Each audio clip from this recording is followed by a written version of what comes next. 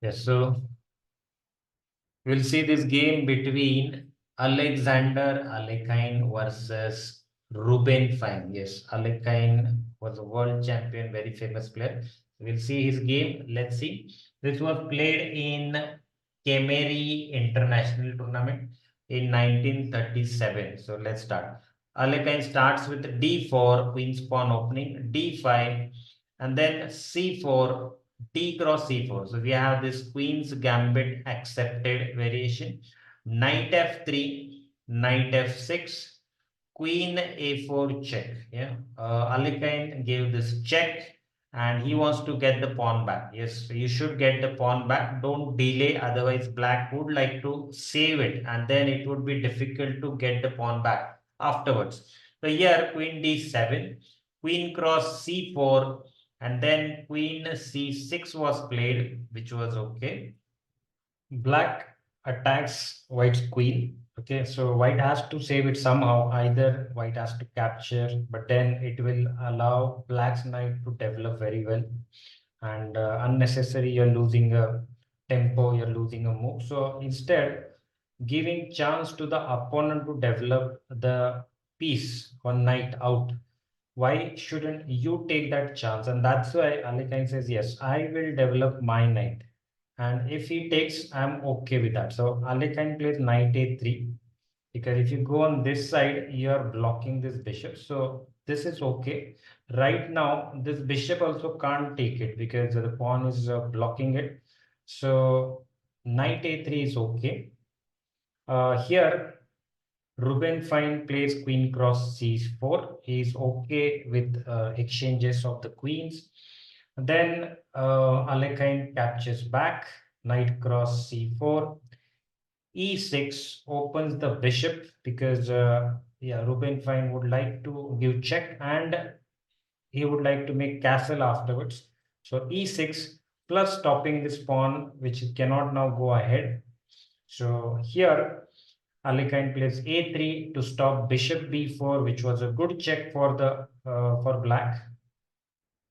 So here Reuben Fine plays c5, attacks the pawn in the center, which is very good pawn, and challenge the center pawn with the side pawn. If the opponent capture, he has a support, so no problem. So c5 is a good one. You have to now think about it. Is it okay? Yes, the support is there. There is no problem. You can continue your development. And that's what Alekhine did. Alekhine plays bishop f4. The idea is to develop the bishop on this very good diagonal. Yeah, controlling so many squares. That's a good place for the bishop. After that, knight c6. Another attack on this. So now white has to think about it. Two attacks, one support, and now he captures this. So d cross c5. So if there are more problems, yeah, instead of giving support and calculate all this, sometimes you can prefer to just get rid of the problem and just make it simple and then play as you like afterwards. So d cross c5 is that kind of move.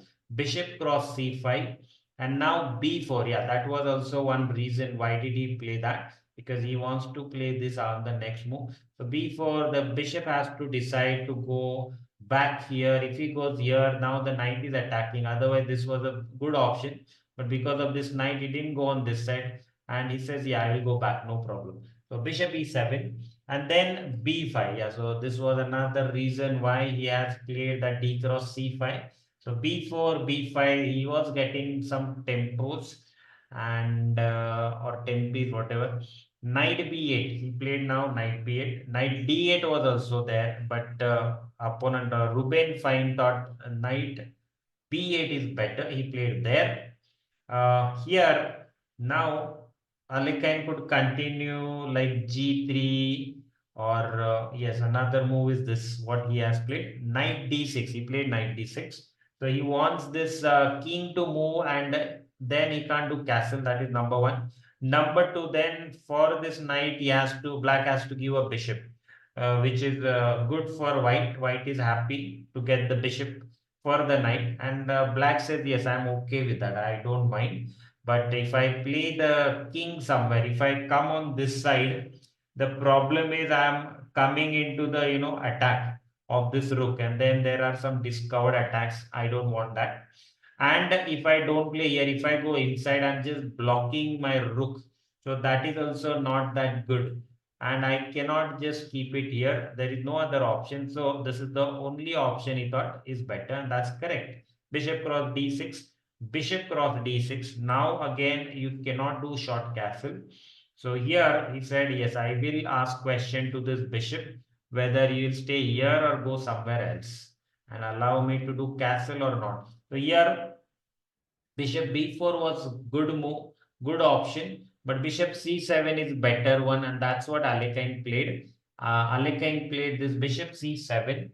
Afterwards, you can play this b6, or you can play rook d1 and rook d8. So these are the options, and that's why he played knight d7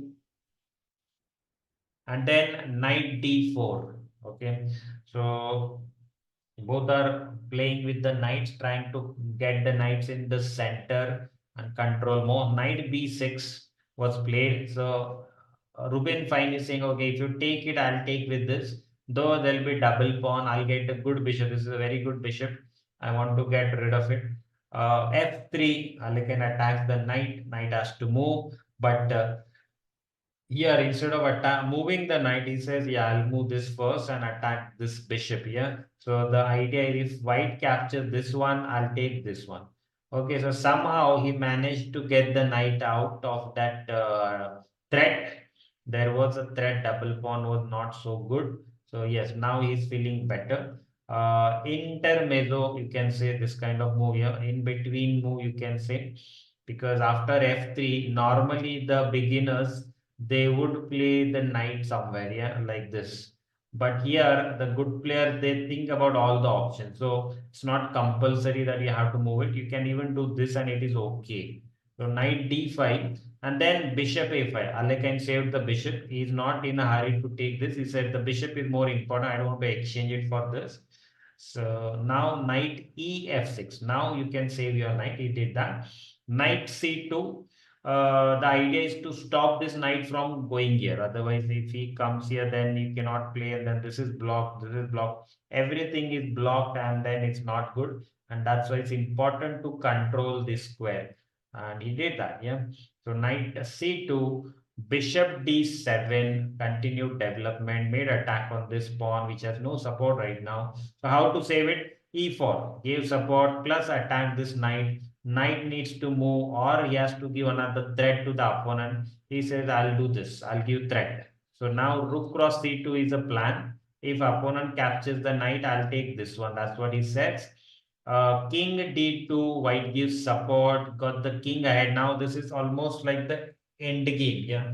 Normally we say that if each player has three pieces other than king and pawns, normally we say that then it's end game. But this is like very much near the end game. Like you can say starting of the end game. One more piece can be exchanged anytime, and then almost like that.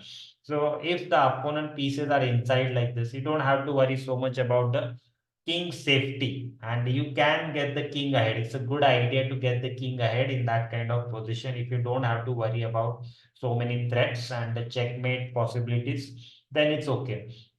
Here, knight b6, he saves his knight first, and then knight e3.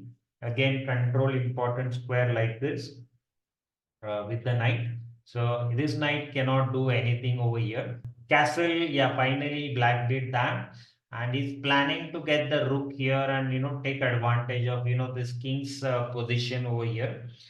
A4 gives support to b5. So in case if the bishop is blocked or bishop goes on the other side, there would be no problem.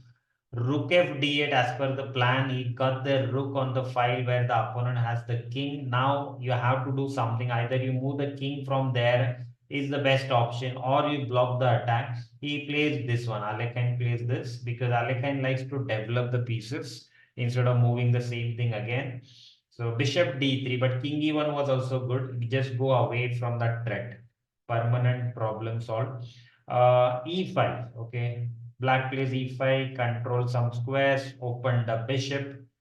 then rook h c1. So you have to get your pieces out. And if the opponent is controlling very good open file with his rook, what to do? You challenge it. Yeah? If you can't control it alone with your rook, at least you challenge and say, yeah, I will share the control. I'll not allow you to control it alone. So rook h c1 is fine. You could play rook c1 also, but he thought this rook is important here. You can't allow this knight to have this attack, though the knight is pinned right now, but anytime the knight will move and then there can be a problem. So he thought this is better and this rook can be used over here or here better than somewhere else. After rook h c1, bishop e6. Okay, you have to just keep on moving your pieces on better and better squares. This bishop was blocking this rook, and there were no threats, no problem to white. So he says, yes, I have to move it. Though white can exchange this, and then there will be no problem. But still, at least right now, you have to move it.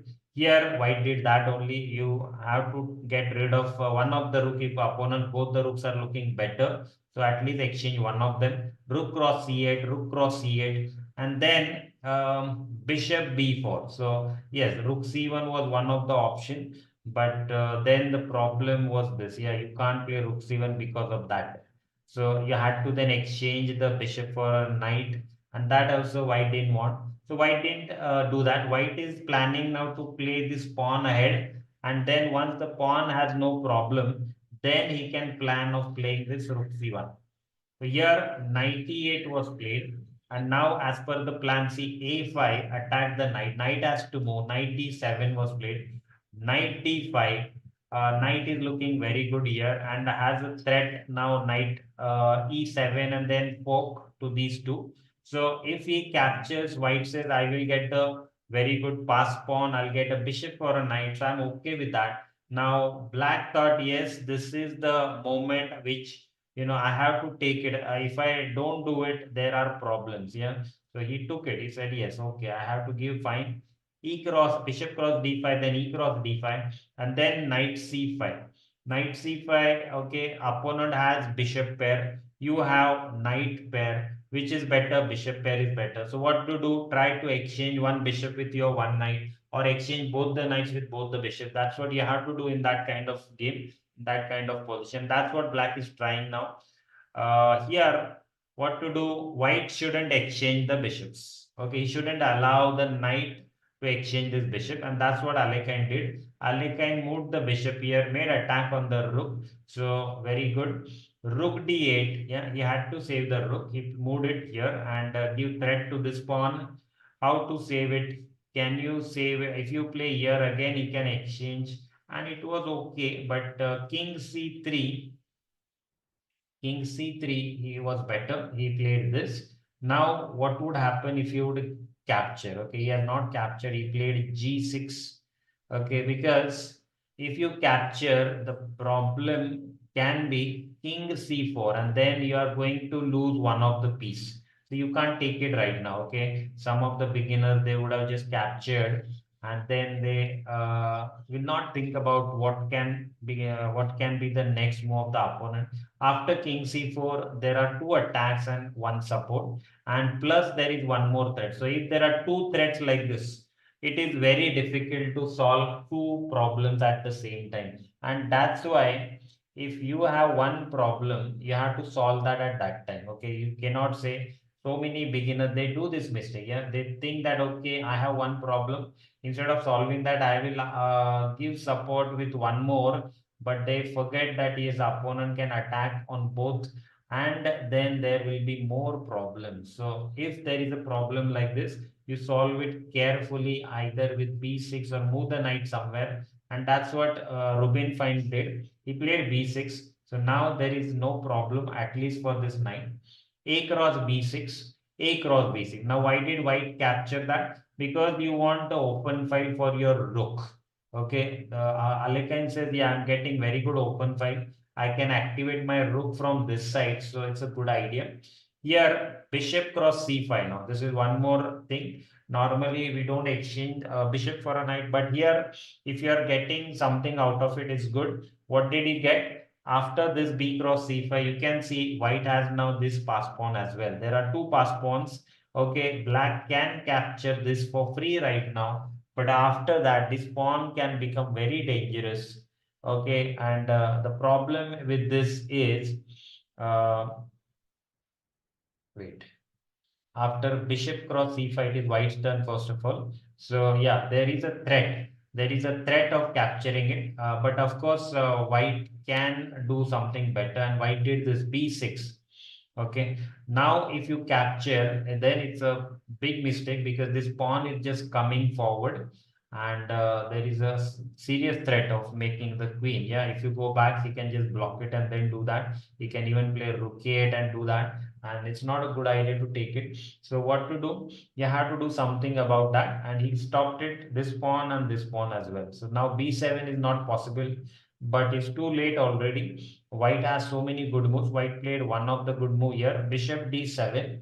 The idea is if black captures this, then rook a8 is coming and it's a checkmate, backrang mate. If you block it, he would just capture. If you block it, he would just capture. So it's a bad idea to play rook cross d7. You can't take it.